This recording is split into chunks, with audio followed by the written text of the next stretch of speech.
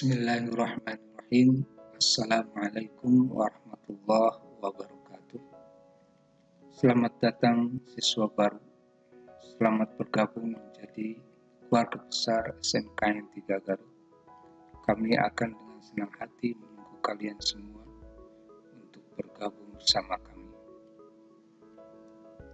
Anak-anakku sekalian, dalam kegiatan MPLS tahun pelajaran 2020-2021 ini, izinkan Bapak untuk menyampaikan materi tentang pendidikan anti korupsi. Namun sebelumnya, perlu Bapak sampaikan mengenai tujuan pembelajaran pendidikan anti korupsi. Tujuan pembelajaran umumnya adalah setelah mengikuti pembelajaran ini, kalian diharapkan mampu memahami tentang anti korupsi dalam melakukan kegiatan di institusi atau di lembaga sekolah.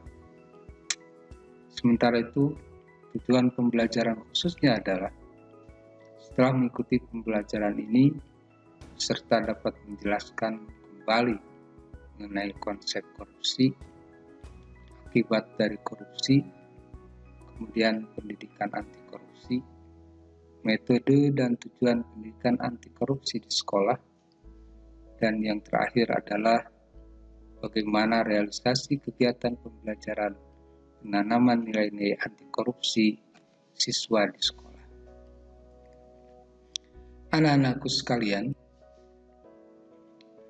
sebelum kita memasuki ke pengertian tentang korupsi, maka perlu Bapak sampaikan bahwa kalian adalah generasi muda penerus bangsa dan negara. Masa depan bangsa dan negara Indonesia ini ada di tangan kalian. Kalian adalah orang yang diharapkan masa yang akan datang sebagai generasi muda yang akan membawa perubahan. Kalian adalah agen perubahan, agent change. Sebab kalian adalah generasi muda yang berperan sebagai penentu perkembangan, atau mungkin juga menjadi sebab kemunduran suatu bangsa dan negara. Tentu yang terakhir itu jangan sampai terjadi. Kenapa demikian? Karena memang dalam kenyataannya ada beberapa kasus korupsi yang melanda bangsa Indonesia ini ternyata melibatkan anak muda. Hal tersebut didasarkan karena mungkin sifat anak-anak muda saat ini ingin mendapatkan sesuatu dengan cara cepat, sukses dengan cara cepat, kaya dengan cara cepat, dan semuanya ingin serba cepat. Nah, generasi muda yang semula berprestasi, tapi ketika menduduki jabatan, memilih untuk mengejar kekayaan dengan cara korupsi. Anak muda seperti ini tentu telah mengabaikan nilai moralitas untuk mendapatkan kesejahteraan. Padahal kita sama-sama tahu bahwa kesuksesan yang hakiki itu hanya dapat diperoleh dengan kerja keras dan kesediaan berbagi banyak manfaat terhadap sesama. Anak-anakku sekalian, lalu muncul pertanyaan, apa sih pengertian dari korupsi? Maka korupsi adalah perilaku atau perbuatan yang tidak jujur, yang di dalamnya termasuk adanya bentuk kebusukan, keburukan, kejahatan penggelapan, serta bentuk tindakan amoralis. Korupsi ini merupakan suatu tindakan yang menyimpang dan melanggar etika, serta tentunya merugikan pihak lain. Anak-anakku sekalian, tindakan korupsi merupakan sekumpulan kegiatan yang menyimpang dan dapat merugikan orang lain. Kasus-kasus korupsi banyak dijumpai dalam kehidupan kita sehari-hari. Pada lingkungan siswa di sekolah umpamanya, banyak kita temui praktek-praktek korupsi sederhana seperti mencontek, berbohong, melanggar aturan sekolah, membolos, sering terlambat dalam mengikuti sebuah kegiatan, atau terlambat masuk sekolah. Namun demikian, hal kecil tersebut tidak boleh dibiarkan, karena dapat menjadi bibit penyebar budaya korupsi. Untuk itulah, maka perlunya pendidikan anti korupsi harus diberikan sejak dini dan dimasukkan dalam proses pembelajaran, mulai dari tingkat pendidikan dasar, menengah, bahkan sampai ke perguruan tinggi. Anak-anakku sekalian, lalu kita tentunya ingin tahu apa akibat dari korupsi. Anak-anakku sekalian, perlu kita ketahui bahwa siapa sih sesungguhnya yang dirugikan ketika perilaku korupsi ini merajalela? Jawabannya adalah yang paling dirugikan akibat korupsi ini tentunya adalah masyarakat. Karena korupsi ini dapat menyengsarakan masyarakat, menyengsarakan rakyat. Kenapa demikian? Sebab sejumlah besar uang yang dikorupsi hakikatnya adalah uang rakyat. Korupsi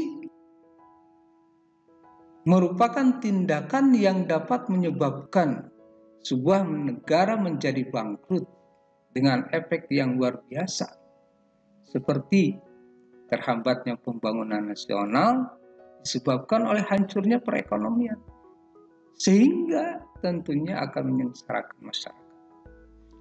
Efek konkretnya dapat kita lihat munculnya kemiskinan di mana-mana.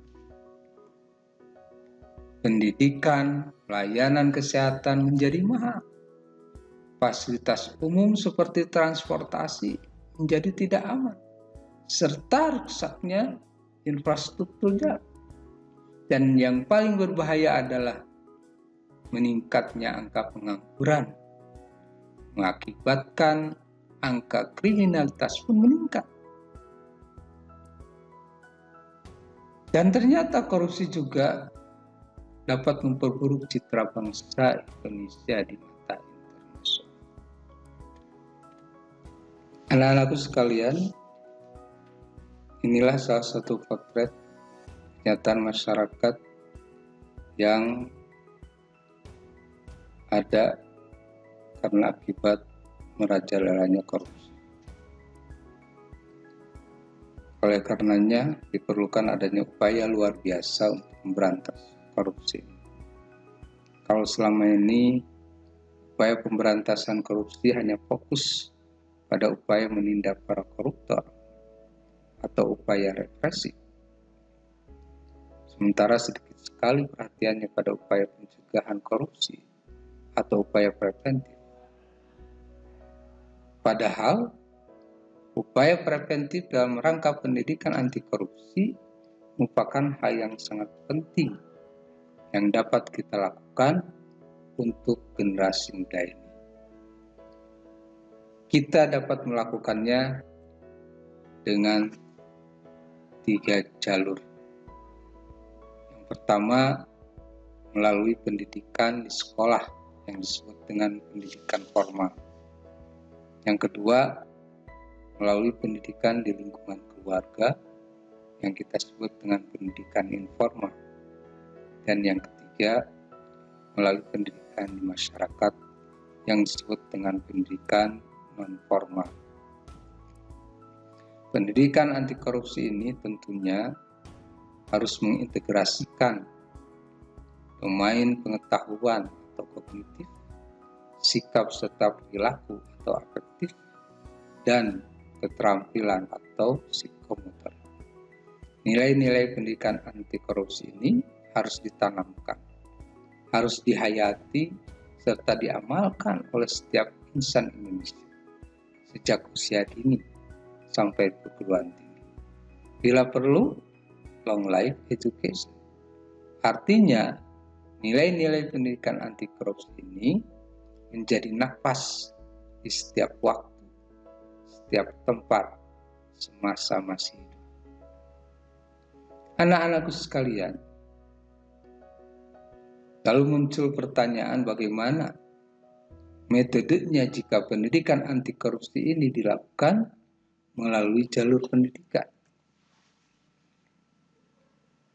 Model penyelenggaraan pendidikan anti korupsi dilakukan melalui jalur pendidikan itu ada 3 model. Yang pertama, model terintegrasi dalam mata pelajaran.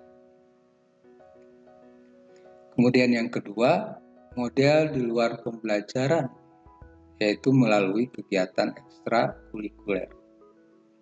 Dan yang ketiga adalah melalui model pembudayaan atau pembiasaan nilai dalam seluruh aktivitas kehidupan siswa. Selanjutnya, apakah tujuan dari pendidikan anti korupsi ini?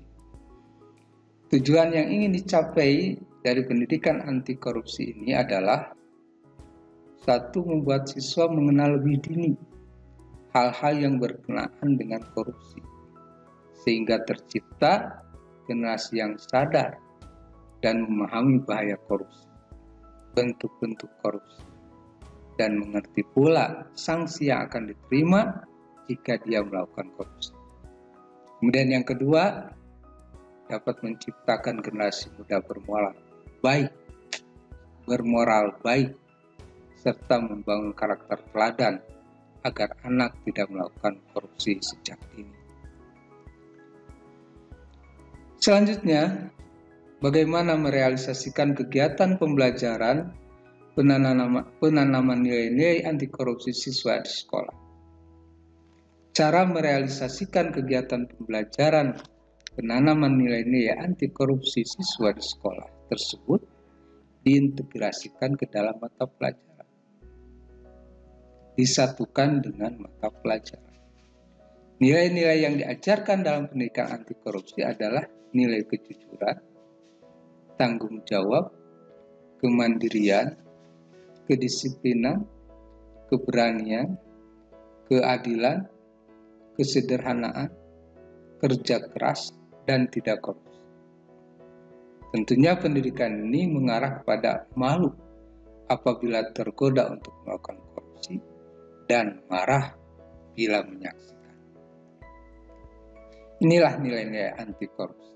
Ada 9 yang disingkat dengan Jupe, Mandi, Tangker, Sebedil. Jupe-nya kejujuran dan kepedulian, mandinya kemandirian dan kedisiplinan, tangkernya tanggung jawab dan kerja keras, sebedilnya kesederhanaan, keberanian, dan keadilan. Demikian anak-anakku sekalian yang dapat Bapak sampaikan mengenai materi pendidikan anti korupsi. Mudah-mudahan pembelajaran dari materi pendidikan anti korupsi yang sangat singkat ini dapat dicerna, dapat dipahami, dan tentunya dapat diamalkan. seperti apa yang kita harapkan semua. Terakhir, sebelum Bapak mengakhiri kegiatan pembelajaran ini, ada tugas yang perlu kalian kerjakan di rumah dan nanti dikumpulkan. Tugasnya adalah yang pertama, menjawab pertanyaan bagaimana menurut kalian, agar kalian sebagai pelajar bebas dari budaya menyontek. Yang kedua, tolong kalian sebutkan kembali 9 nilai-nilai anti korupsi yang sudah tadi Bapak kemukakan. Kemudian yang ketiga, tuliskan 3 contoh perilaku yang mencerminkan nilai-nilai anti korupsi. Pilih 3 nilai dari 9 nilai-nilai anti korupsi. Demikian apa yang Bapak sampaikan, mudah-mudahan bermanfaat kita semua. Wabillahi taufiq wal hidayah. Assalamualaikum warahmatullahi wabarakatuh.